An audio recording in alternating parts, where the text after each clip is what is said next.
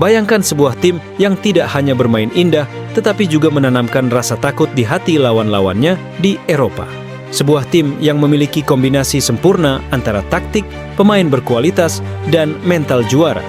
Inilah AC Milan di era Carlo Ancelotti, tim yang tidak hanya memenangkan trofi, tetapi juga mendefinisikan ulang bagaimana sepak bola modern dimainkan. Di bawah asuhan Ancelotti, Milan mengalami masa keemasan yang membuat mereka disegani di seluruh Eropa. Mulai dari strategi taktik yang brilian hingga kehadiran para legenda seperti Paolo Maldini, Andrea Pirlo, dan Kakak, Milan berubah menjadi mesin pemenang yang menaklukkan Eropa dengan elegansi dan efektivitas. Tapi jalan menuju kejayaan itu tidaklah mudah. Saat Ancelotti datang pada tahun 2001, Milan bukanlah tim yang stabil. Mereka masih dalam bayang-bayang kegagalan di Liga Champions dan tertinggal dari rival domestik seperti Juventus dan Inter Milan.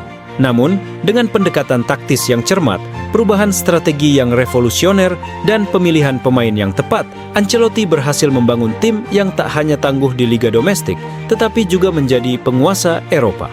Puncaknya terjadi di tahun 2003 dan 2007, di mana Milan berhasil memenangkan Liga Champions dengan gaya yang berbeda. Pertama dengan ketahanan defensif yang luar biasa, lalu dengan dominasi permainan yang memukau.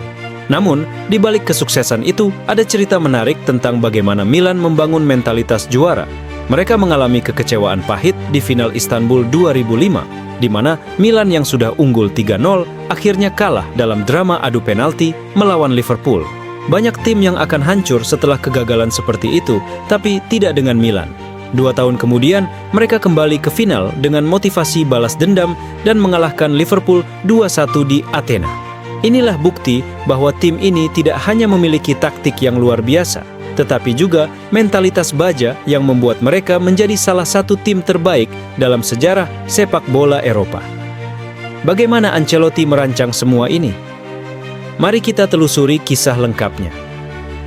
Pada akhir 1990-an hingga awal 2000-an, AC Milan bukan lagi tim yang menakutkan seperti di era akhir 80-an dan awal 90-an. Mereka masih dianggap sebagai klub besar, tetapi prestasinya mulai menurun. Setelah kejayaan era Arrigo Sacchi dan Fabio Capello, di mana Milan memenangkan banyak trofi domestik dan Eropa, klub mengalami masa transisi yang sulit. Antara 1996 hingga 2001, Milan mengalami beberapa kali pergantian pelatih dan kehilangan identitas permainannya. Pada musim 1996-1997, mereka bahkan finish di peringkat ke-11 Serie A, sebuah pencapaian yang sangat jauh dari standar Milan sebagai klub elit Eropa. Masalah utama Milan saat itu adalah kurangnya stabilitas. Pelatih datang dan pergi dengan cepat tanpa sempat membangun fondasi tim yang kuat. Setelah kepergian Capello, pada tahun 1996, Milan menunjuk Oscar Tabares, tetapi ia hanya bertahan beberapa bulan sebelum dipecat. Arrigo Sacchi kembali sebentar, tetapi gagal mengembalikan kejayaan klub. Lalu datang Alberto Zaccheroni pada 1998 yang sempat membawa Milan juara Serie A di musim pertamanya, tetapi gagal mempertahankan performa tersebut di musim-musim berikutnya. Pada 2001, Milan berada dalam kondisi yang tidak stabil dan butuh perubahan besar. Di tengah ketidakstabilan itu, satu hal yang tetap kokoh adalah manajemen Milan yang terus berusaha membangun fondasi tim dengan merekrut pemain berkualitas. Milan masih memiliki bintang-bintang seperti Paolo Maldini, Alessandro Costa Curta, dan Demetrio Albertini yang menjadi bagian dari kejayaan masa lalu. Namun, mereka juga mulai mencari pemain-pemain baru yang bisa menjadi pilar di masa depan. Pada akhir 90-an, mereka mendatangkan pemain-pemain seperti Andriy Shevchenko dari Dinamo Kiev, Gennaro Gattuso dari Salernitana, dan Serginho dari Sao Paulo. Namun, memiliki pemain bagus saja tidak cukup tanpa sistem manajemen yang kuat. Disinilah peran Adriano Galliani, CEO AC Milan, menjadi sangat penting. Galliani adalah orang kepercayaan Silvio Berlusconi dan dikenal sebagai negosiator ulung dalam transfer pemain. Ia adalah sosok di balik banyak transfer cerdas Milan, termasuk perekrutan Ricardo Kakak pada 2003 dan Zlatan Ibrahimovic pada 2010. Di awal 2000-an, Galliani terus mencari cara untuk membuat Milan kembali kompetitif di Serie A dan Eropa. Tapi tentu saja, sosok yang paling berperan dalam transformasi Milan adalah pemilik klub Silvio Berlusconi. Sejak mengambil alih Milan pada 1986, Berlusconi tidak hanya ingin menjadikan klub ini sekedar tim kuat, tetapi juga simbol dominasi global. Ia percaya bahwa sepak bola bukan hanya tentang taktik di lapangan, tetapi juga bagaimana klub dikelola dengan visi bisnis yang besar. Dengan jaringan bisnisnya, Berlusconi mengubah Milan menjadi salah satu klub paling berpengaruh di dunia. Berlusconi memiliki pendekatan unik dalam mengelola klub. Ia seringkali terlibat langsung dalam urusan tim, bahkan memberikan saran taktis kepada pelatih. Sebagai seorang politisi dan pengusaha, ia juga tahu bagaimana memanfaatkan media untuk memperkuat citra Milan. Dengan bantuan perusahaannya, Mediaset, ia memastikan bahwa Milan selalu mendapatkan exposure besar di televisi dan media, membuat klub semakin dikenal secara global. Salah satu strategi utama Berlusconi dalam membangun Milan adalah memastikan bahwa tim selalu dihuni oleh pemain-pemain kelas dunia. Ia tidak ragu mengeluarkan uang untuk membeli pemain bintang, tetapi juga menanamkan mentalitas juara di dalam tim. Milan bukan hanya klub yang membeli pemain mahal, tetapi juga menciptakan identitas yang kuat di antara para pemainnya. Hal ini terlihat dari bagaimana pemain-pemain legendaris seperti Maldini, Baresi, dan Albertini tetap loyal kepada klub selama bertahun-tahun. Namun, meskipun sudah memiliki skuad berbakat dan manajemen yang kuat, Milan tetap membutuhkan sosok pelatih yang bisa menyatukan semua elemen tersebut. Berlusconi tahu bahwa untuk mengembalikan kejayaan Milan, ia harus menemukan pelatih yang tepat. Pada tahun 2001, setelah Milan memecat Fatih Terim karena hasil buruk, mereka menunjuk Carlo Ancelotti. Keputusan ini awalnya diragukan banyak orang, karena Ancelotti dianggap belum terbukti sebagai pelatih top saat itu. Tapi Berlusconi melihat sesuatu dalam diri Ancelotti, seorang mantan pemain Milan yang memahami budaya klub dan memiliki filosofi sepak bola menyerang yang sesuai dengan visinya.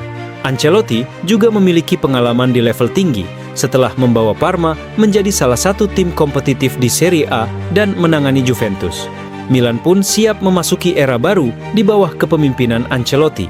Dengan fondasi yang sudah dibangun sejak era Berlusconi, ditambah kedatangan Ancelotti sebagai pelatih, Milan memiliki semua elemen yang dibutuhkan untuk kembali ke puncak Eropa. Namun, perjalanan itu tidak mudah. Sejak hari pertama, Ancelotti menunjukkan visi dan filosofi yang sangat berbeda dari pelatih-pelatih sebelumnya. Salah satu aspek utama dari filosofi Ancelotti adalah penerapan sistem permainan yang sangat fleksibel dan mengedepankan kontrol permainan di lini tengah. Meskipun Ancelotti dikenal dengan pendekatan menyerangnya, ia tidak pernah mengabaikan pertahanan yang solid.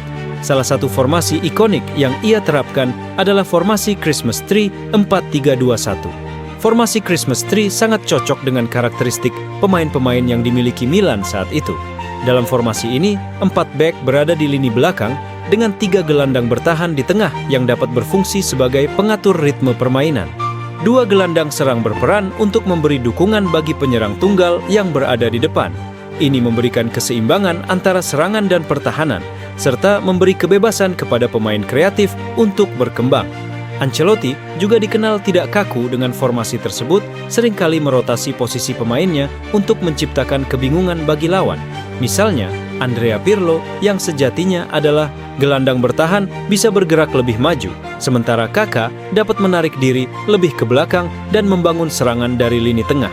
Formasi Christmas Tree menjadi sangat efektif berkat kualitas pemain yang dimiliki Milan di setiap lini. Ancelotti tidak hanya berfokus pada taktik, tetapi juga menyesuaikan peran pemain sesuai dengan kekuatan terbaik mereka.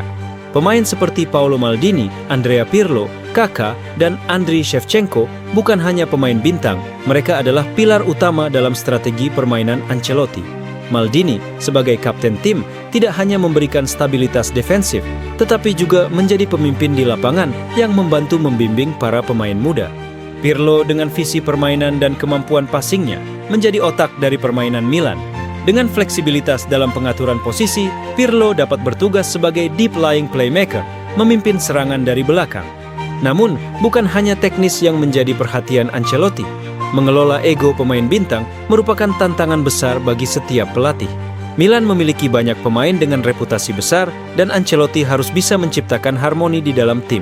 Salah satu contoh yang paling mencolok adalah bagaimana Ancelotti memadukan ego-ego besar seperti Kaka yang memiliki kemampuan luar biasa untuk menjadi bintang dengan Shevchenko, seorang penyerang tajam yang ingin menjadi pencetak gol utama. Ancelotti berhasil mengatasi ini dengan pendekatan komunikasi yang terbuka. Ia membuat pemain merasa dihargai dan memberi mereka peran yang sesuai dengan kemampuan mereka, tanpa ada yang merasa lebih superior dari yang lain. Ancelotti juga dikenal sangat bijaksana dalam menangani ketegangan atau konflik di dalam tim. Ketika ada ketidakpuasan dari pemain, ia selalu memberi ruang untuk berdiskusi dan mencari solusi bersama. Contohnya, dalam kasus Shevchenko yang sempat merasa kurang mendapat dukungan karena posisi pemainnya lebih sering dipenuhi oleh Kakak, Ancelotti selalu berusaha memberi kesempatan kepada Shevchenko untuk menjadi pencetak gol utama Milan. Dengan kebijaksanaan tersebut, ia berhasil menciptakan lingkungan tim yang positif di mana pemain merasa lebih termotivasi untuk berkontribusi demi kesuksesan bersama. Salah satu pencapaian terbesar Ancelotti adalah bagaimana ia membuat Milan bermain secara kolektif tanpa mengorbankan kualitas individu. Pemain-pemain seperti Kakak dan Shevchenko mendapatkan kebebasan untuk mencetak gol dan menjadi bintang. Namun mereka tidak pernah bermain dengan ego pribadi yang mengganggu kerjasama tim. Bahkan di level yang lebih tinggi, seperti di Liga Champions, Milan terlihat lebih solid berkat filosofi permainan Ancelotti yang tidak hanya mengandalkan satu pemain, tetapi seluruh tim bekerja bersama untuk meraih kemenangan. Tidak hanya soal pengelolaan pemain bintang, Ancelotti juga sangat pandai dalam mengelola situasi tekanan. Misalnya, saat Milan bermain melawan lawan-lawan berat seperti Barcelona atau Real Madrid, ia selalu menyiapkan taktik yang cermat dan memanfaatkan kelemahan lawan. Salah satu contoh yang paling berkesan adalah final Liga Champions 2003 melawan Juventus. Dalam pertandingan tersebut, Ancelotti membawa Milan meraih kemenangan lewat drama adu penalti, meskipun Juventus saat itu memiliki tim yang lebih dihuni pemain bintang dan favorit juara. Keputusan strategis yang tepat dari Ancelotti membuat Milan tetap fokus dan mampu keluar sebagai pemenang. Penting untuk dicatat bahwa Ancelotti tidak hanya berhasil dalam pertandingan besar. Bahkan di Serie A, ia mampu membawa Milan kembali bersaing di papan atas dengan permainan yang menarik dan terorganisir. Milan menjadi tim yang dominan di Eropa dan domestik dengan keseimbangan yang ditemukan Ancelotti antara pemain bintang dan permainan tim yang solid. Pada 2004, Milan meraih gelar Serie A yang menjadi bukti betapa efektifnya filosofi dan strategi Ancelotti dalam membangun tim yang stabil dan produktif. Mengelola banyak pemain bintang bukanlah tugas mudah, tetapi Ancelotti menunjukkan bahwa dengan pendekatan yang tepat, komunikasi yang baik, dan filosofi yang jelas, sebuah tim bisa menjadi lebih besar dari jumlah bagian-bagiannya. Filosofi ini yang mencakup kontrol permainan, kerja sama tim, dan pengelolaan ego menjadi alasan utama mengapa AC Milan bisa kembali merajai Eropa. Keberhasilan Ancelotti dalam mengelola tim ini juga terwujud dalam kemenangan Liga Champions 2003 dan 2007 yang tak terlupakan. Itu adalah bukti nyata bahwa ia tahu cara menyeimbangkan strategi dengan kebutuhan individu dan permainan tim secara keseluruhan. Ancelotti membuktikan bahwa dirinya adalah pelatih yang tidak hanya cerdas dalam merancang strategi, tetapi juga sangat pintar dalam mengelola tim dan menciptakan harmoni di dalamnya. Kemenangan AC Milan di Liga Champions adalah puncak dari ambisi klub untuk kembali merajai Eropa dan di bawah Carlo Ancelotti, 2 kemenangan besar di edisi 2002-2003 dan 2006-2007 menjadi simbol kejayaan mereka.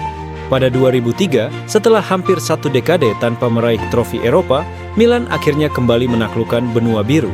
Final Liga Champions 2003 yang digelar di Old Trafford, Manchester, menjadi momen yang tak terlupakan bagi klub dan penggemarnya.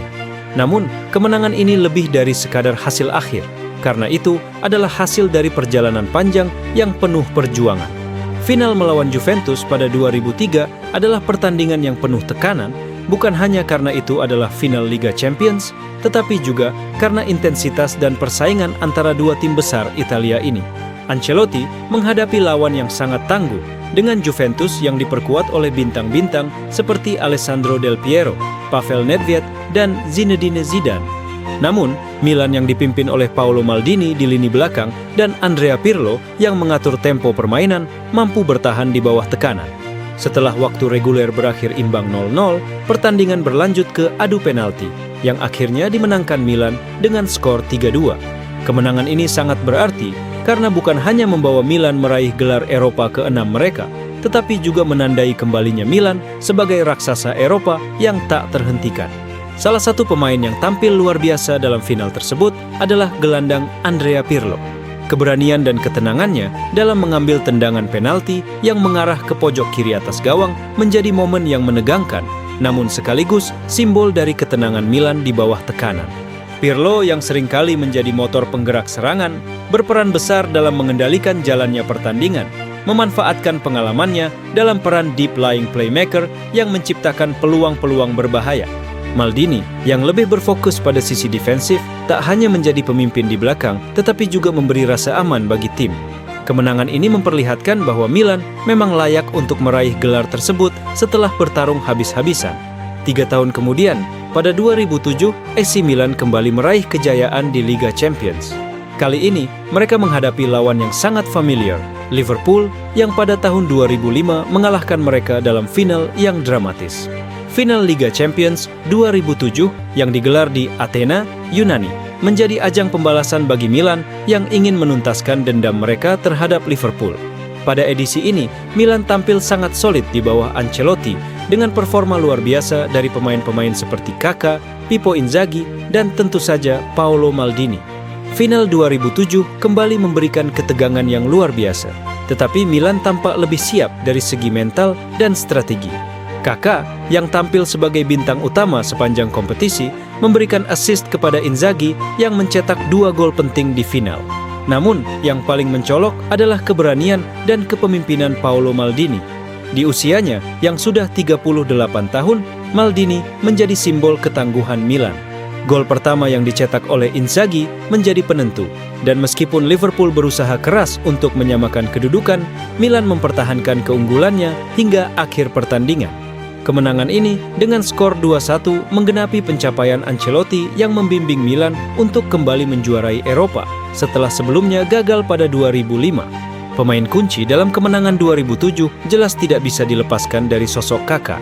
Pemain asal Brasil ini tampil sangat mengesankan sepanjang turnamen, menjadi top skor Milan dan menunjukkan kualitas luar biasa di setiap pertandingan.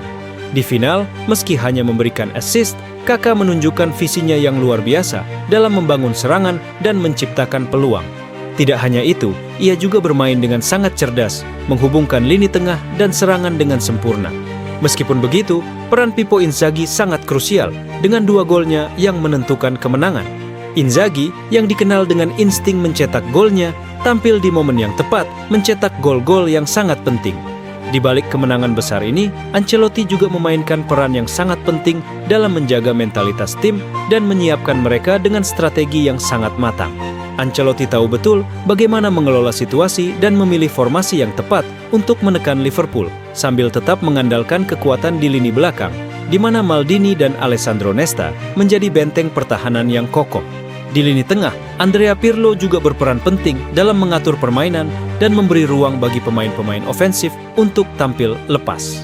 Ancelotti mampu menjaga keseimbangan antara menyerang dan bertahan dan membuat Milan tampil sangat disiplin di final tersebut. Kemenangan 2007 menjadi puncak dari perjalanan luar biasa Milan di bawah Carlo Ancelotti di Liga Champions. 2 kemenangan ini sangat simbolis karena mengukuhkan Milan sebagai salah satu klub terbesar di Eropa dan membuktikan bahwa meskipun menghadapi lawan-lawan besar, dengan strategi yang tepat dan pemain-pemain kunci yang tampil luar biasa, Milan selalu dapat menemukan jalan menuju kemenangan. Ancelotti dengan kemampuannya dalam meracik taktik dan mengelola pemain bintang memastikan Milan selalu siap menghadapi tekanan dan membuat mereka tampil maksimal di momen-momen penting. Kemenangan-kemenangan ini adalah bukti nyata dari kesuksesan Ancelotti dalam membawa Milan kembali ke puncak Eropa. Tak hanya di 2003, namun juga pada 2007, Ancelotti berhasil membuktikan bahwa dengan perencanaan matang, pengelolaan pemain yang bijak, dan filosofi permainan yang fleksibel, AC Milan bisa meraih kejayaan di pentas Liga Champions 2 kali dalam waktu 4 tahun. Carlo Ancelotti bukan hanya seorang pelatih yang sukses meraih trofi, tetapi juga seorang pelatih yang meninggalkan warisan mendalam dalam sepak bola, baik dalam aspek taktik maupun pengelolaan tim. Gaya kepelatihan Ancelotti yang fleksibel dan cerdas telah memengaruhi banyak pelatih modern yang mengutamakan keseimbangan antara menyerang dan bertahan. Dalam sepak bola yang semakin dinamis dan penuh tekanan seperti sekarang, Ancelotti menunjukkan bahwa keberhasilan tidak hanya ditentukan oleh sistem permainan, tetapi juga oleh kemampuan seorang pelatih dalam mengelola pemain-pemain bintang dan menciptakan atmosfer yang positif di dalam tim. Warisan taktis Ancelotti di Milan adalah fondasi yang sangat kuat bagi tim dalam meraih banyak kesuksesan. Filosofi bermain yang menyeimbangkan antara permainan bertahan yang solid dengan serangan yang cepat dan efektif telah menjadi model bagi banyak tim di seluruh dunia. Di Milan, Ancelotti menanamkan prinsip dasar tentang pentingnya memiliki struktur yang kokoh di lini belakang, dengan pemain-pemain seperti Maldini dan Nesta yang menjadi pilar utama.